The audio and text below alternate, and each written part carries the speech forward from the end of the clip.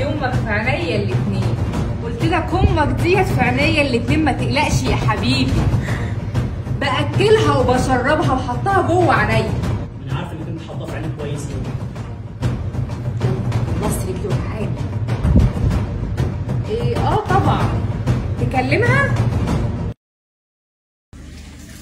ايه ده انت لسه ما خلصتيش؟ يا دي النيله.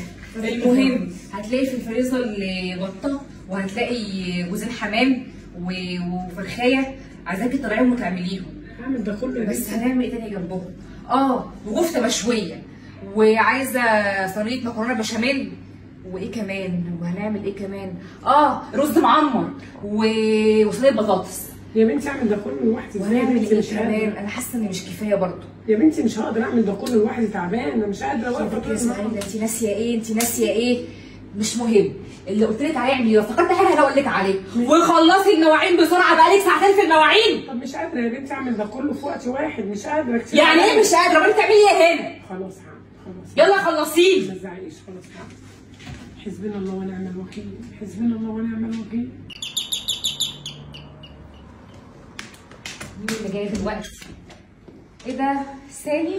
هي سهيلة ازيك؟ نورتي. ربنا يخليك. بس غريبه يعني جايه من غير ميعاد، انت عارفين عشان اعمل لك غدا حلو. والله لا، وانا